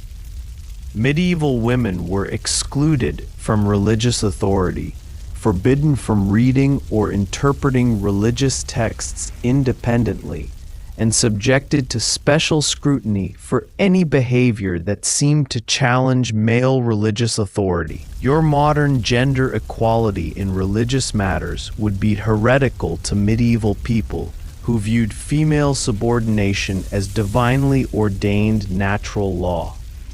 Historians still argue whether medieval religious authority provided social stability and meaning that modern secular society lacks.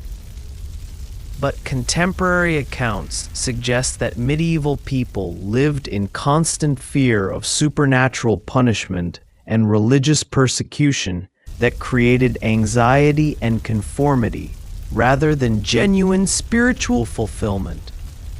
The medieval religious worldview offered explanations for everything, but also created terror about divine judgment that influenced every decision and relationship. Medieval people who expressed doubt about religious teachings or questioned church authority faced accusations of heresy that could result in social isolation, economic ruin, or death. Your modern ability to question religious claims, explore different belief systems, or reject religion entirely would be unthinkable to medieval people who viewed religious skepticism as evidence of demonic possession or moral corruption that threatened the entire community's spiritual safety. Your modern understanding of women's rights, with its career opportunities, reproductive choices, and basic human dignity, is about to be obliterated by medieval gender realities that would make the most conservative modern societies seem progressive by comparison. Medieval women existed in a legal and social framework that treated them as property rather than people.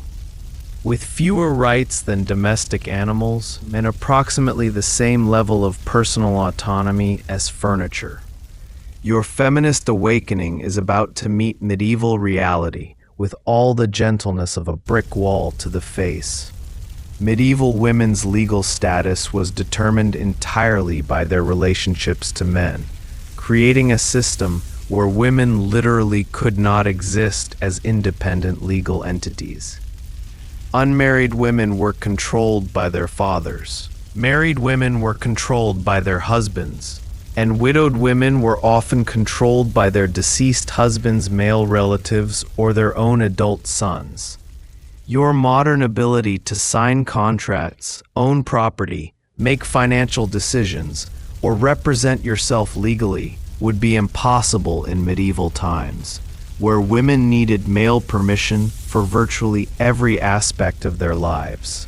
Marriage in medieval times was a property transaction between families rather than a romantic choice between individuals, with women serving as valuable commodities whose primary worth was measured by their ability to produce male heirs and manage household resources. Medieval women were often married by age 12 or 13 to men they had never met, selected by their families based on economic and political considerations rather than personal compatibility. Your modern dating experience, with its emphasis on personal choice and romantic compatibility, would be incomprehensible to medieval people who viewed marriage as business arrangement rather than emotional relationship. Medieval childbirth was not just physically dangerous, but also the primary measure of a woman's value and success in life. Medieval women were expected to produce children continuously from marriage until menopause, facing social shame and possible divorce if they failed to conceive or produce male heirs. Your modern reproductive choices, including birth control, family planning, and career prioritization over childbearing, would be not just impossible but actively sinful in medieval contexts where women's worth was measured almost entirely by their fertility. Medieval women's education was limited to domestic skills and basic religious instruction, since formal education was considered unnecessary and potentially dangerous for female minds that were believed to be inherently inferior to male intelligence.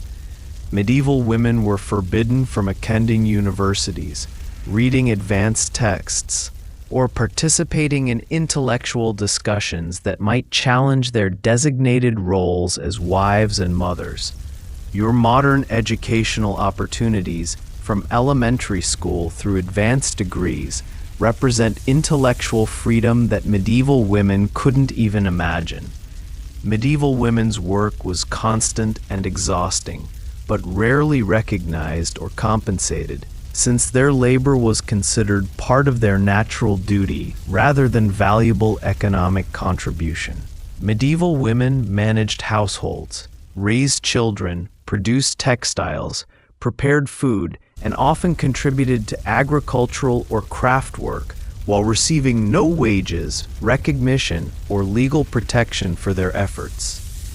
Your modern workplace protections, equal pay expectations, and career advancement opportunities would be revolutionary to medieval women who worked constantly but owned nothing they produced. Medieval women faced additional dangers related to accusations of witchcraft, which were often used to control women who seemed too independent, knowledgeable, or confident.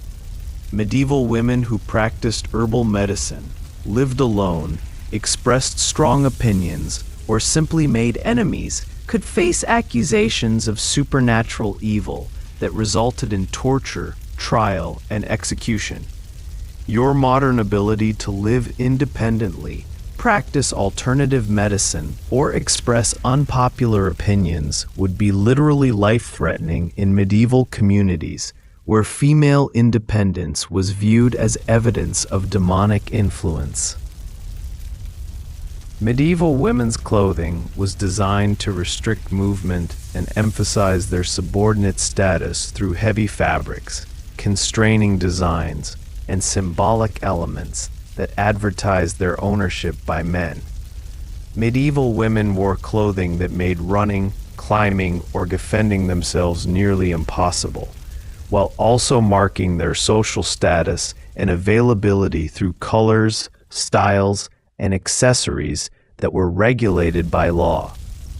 Your modern clothing choices, from professional attire to athletic wear, represent freedom of movement and expression that medieval women were systematically denied. Medieval women's participation in religious life was limited to supporting roles that emphasized their spiritual inferiority and need for male guidance. Medieval women could not become priests, interpret religious texts independently, or lead religious communities.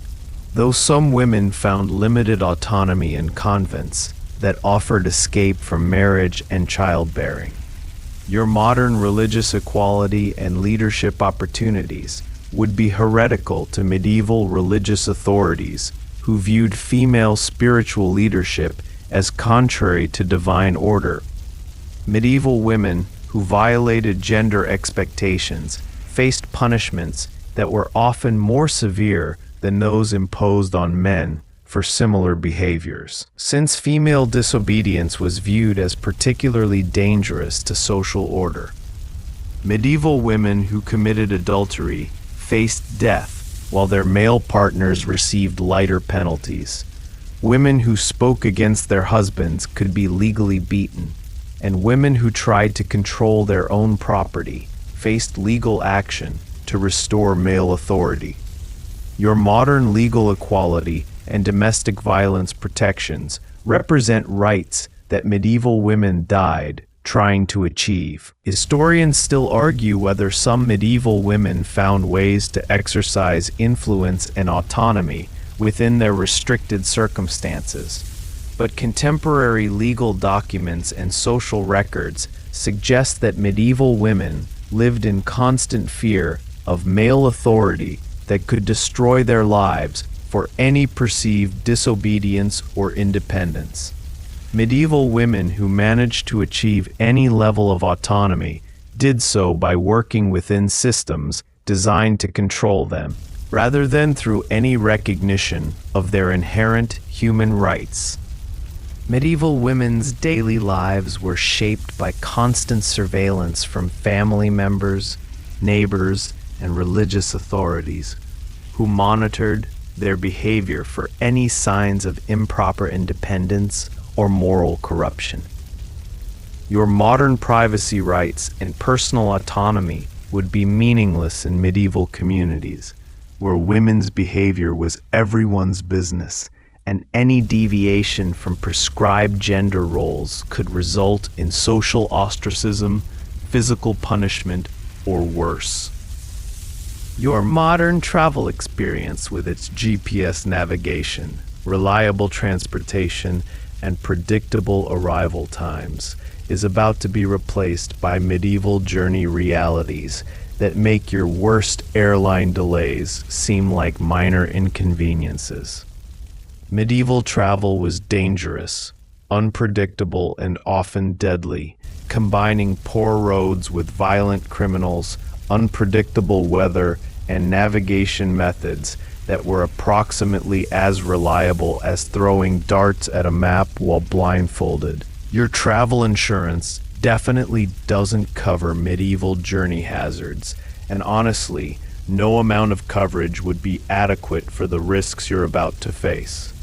Medieval roads were barely improved paths that connected major settlements through whatever terrain offered the least resistance, creating transportation networks that prioritize directness over safety, comfort, or reliability. Your modern highway system, with its engineered grades, weather-resistant surfaces, and predictable maintenance, would seem impossibly advanced to medieval travelers who faced roads that became impassable mud pits during rain, dusty obstacle courses during dry weather, and treacherous ice rinks during winter.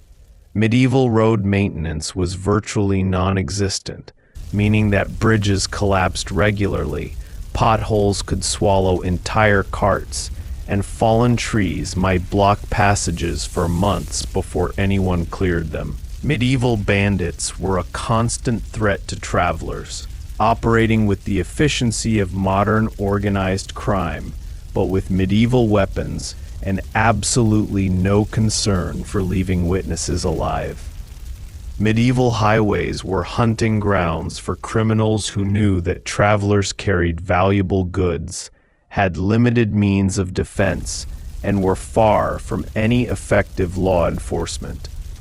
Your modern travel safety, with its highway patrol and emergency communication systems, protects you from criminal threats that medieval travelers faced as regular occupational hazards rather than rare exceptions. Navigation during medieval travel relied on landmarks, local knowledge, and religious shrines rather than accurate maps or directional instruments, creating journey planning that was part guesswork and part prayer. Medieval travelers often got lost for days or weeks, wandering through unfamiliar territory without reliable methods for determining direction or distance. Your GPS navigation, with its satellite positioning and real-time traffic updates, represents technology that medieval travelers desperately needed but couldn't even conceptualize. Medieval accommodations along travel routes ranged from basic shelters to dangerous establishments that might rob or murder guests as easily as provide lodging.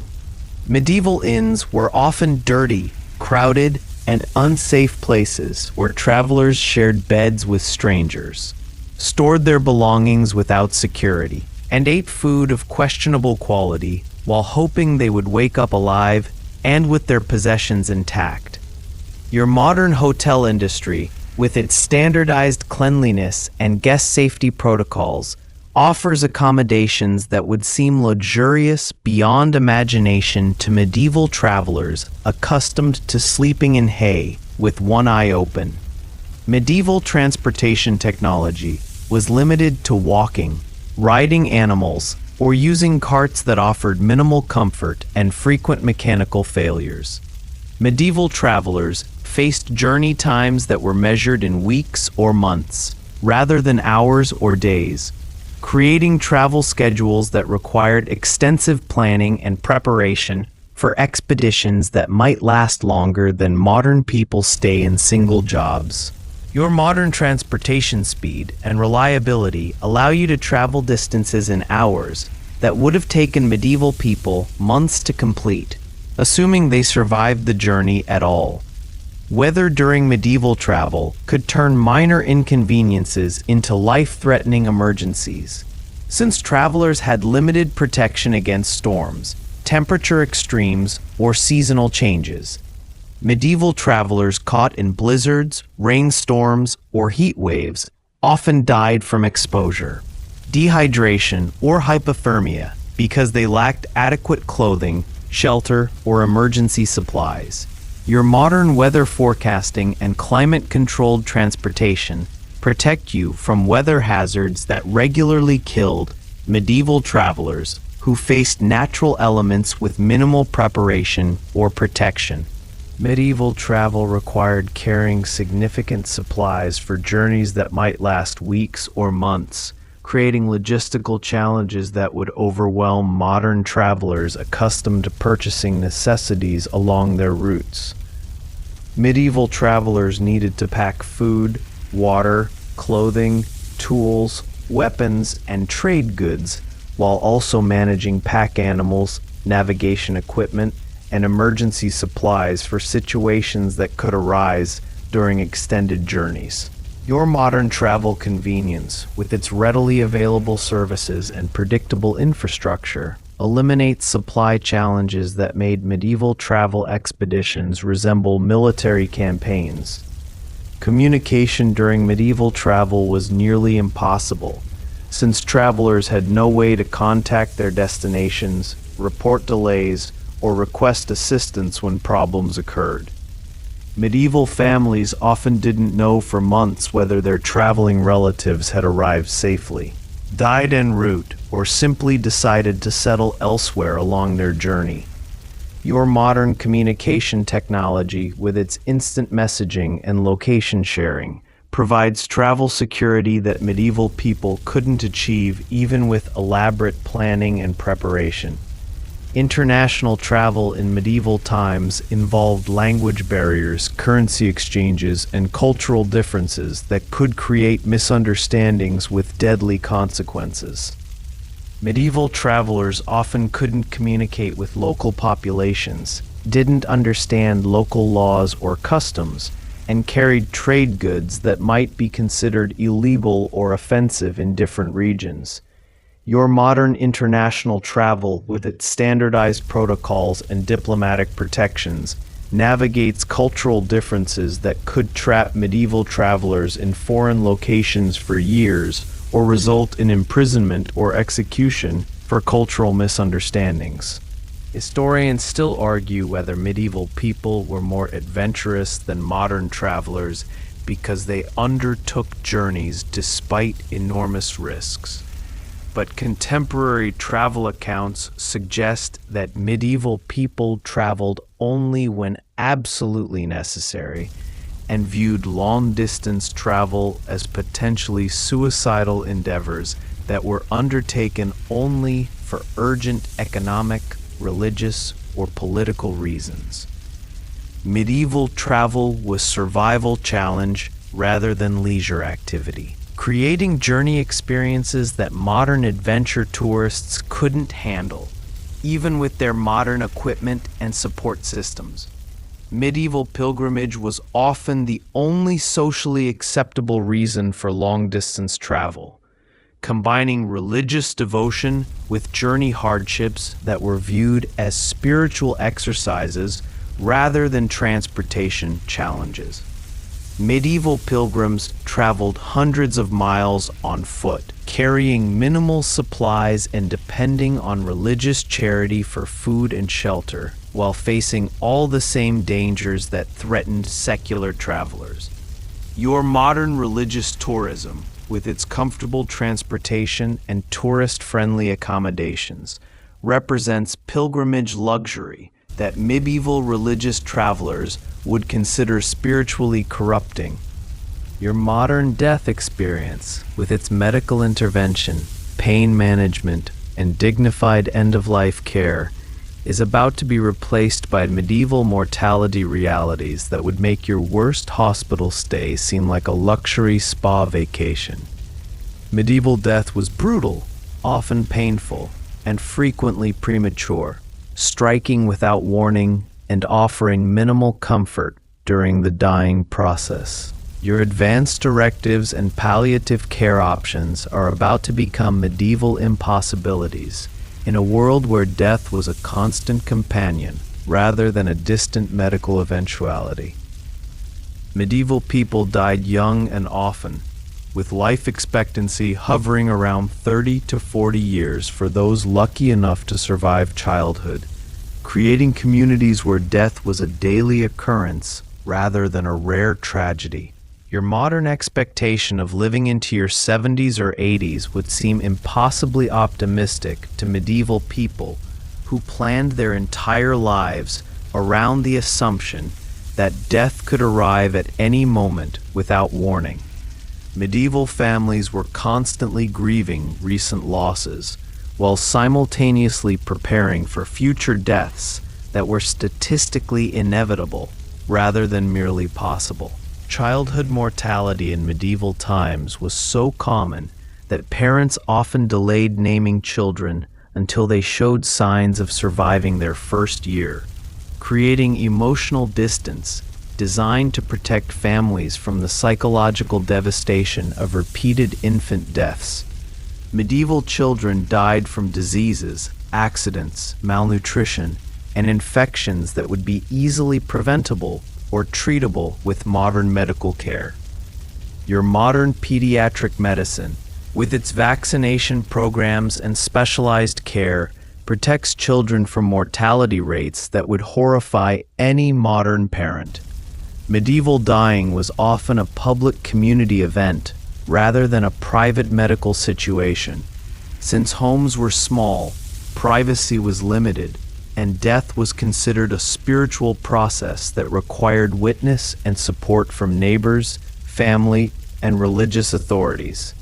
Medieval people died surrounded by crowds of people who came to offer prayers, receive final blessings, or simply observe the dying process as part of their community obligations.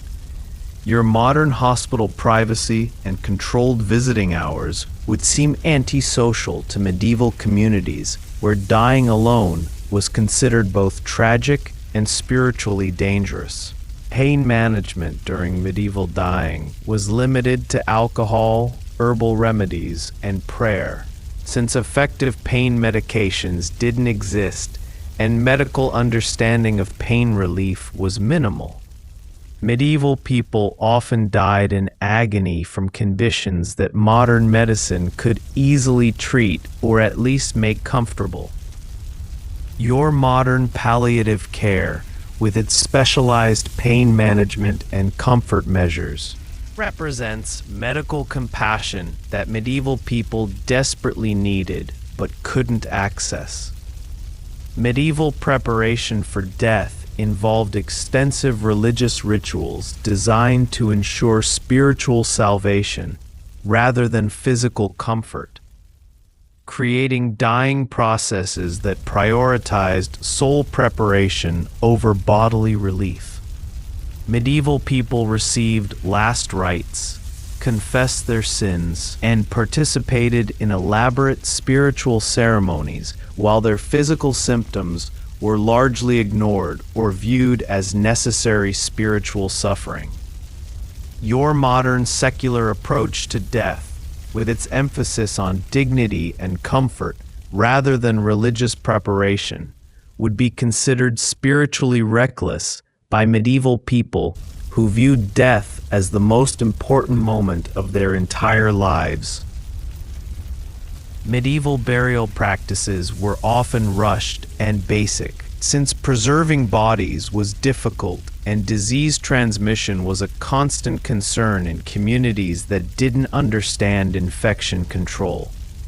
Medieval people were often buried within hours of death in simple wooden coffins or cloth shrouds, creating funeral practices that prioritized disposal over ceremony. Your modern funeral industry, with its embalming, elaborate ceremonies, and extended mourning periods, represents death ritual luxury that medieval people couldn't afford, even if they had wanted such elaborate commemoration. Medieval widowhood was particularly difficult for women, who often faced economic ruin and social vulnerability after their husbands' deaths, since women rarely inherited property independently or had means of supporting themselves without male protection.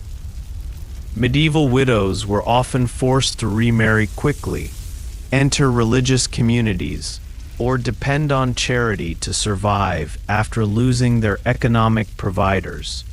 Your modern social safety nets and inheritance rights protect surviving spouses from economic devastation that regularly followed death in medieval times. Medieval communities dealt with frequent death through cultural practices that normalized grief and loss as regular parts of life, rather than exceptional tragedies requiring special attention or intervention. Medieval people developed emotional resilience to death that modern people rarely need, since constant exposure to mortality created psychological adaptation that helped communities function despite regular losses. Your modern grief counseling and bereavement support represent psychological care that medieval people managed through community support and religious faith rather than professional intervention. Historians still argue whether medieval people were more accepting of death than modern people because of their frequent exposure to mortality. But contemporary accounts suggest that medieval people feared death intensely while also recognizing its inevitability in ways that shaped their daily decisions and long-term planning. Medieval communities structured their entire social, economic, and religious systems around the assumption that death was always imminent rather than a distant future possibility. Medieval inheritance and estate planning were often complicated by the frequent deaths that could eliminate entire family lines within single generations, creating property disputes and succession crises that destabilized communities and economic relationships. Medieval people rarely had time to accumulate significant wealth or establish lasting institutions because death interrupted their plans with such regularity. Your modern estate planning and generational wealth building assume lifespans that medieval people couldn't reliably expect to achieve, and thus concludes your medieval adventure, where every aspect of modern comfort, safety, and human dignity has been systematically destroyed by historical reality. Medieval life was nasty, brutish, and often mercifully short. Though not short enough to spare medieval people from experiencing every possible form of human suffering that modern technology, medicine, and social progress have worked centuries to eliminate. Your brief journey through medieval existence should leave you profoundly grateful for your modern life, with its boring predictability, comfortable mediocrity, and blessed freedom from the constant terror that defined daily existence for our unfortunate medieval ancestors. Your modern complaints about Wi-Fi speed, traffic delays, and restaurant service seem appropriately trivial compared to medieval concerns about survival, safety, and basic human dignity.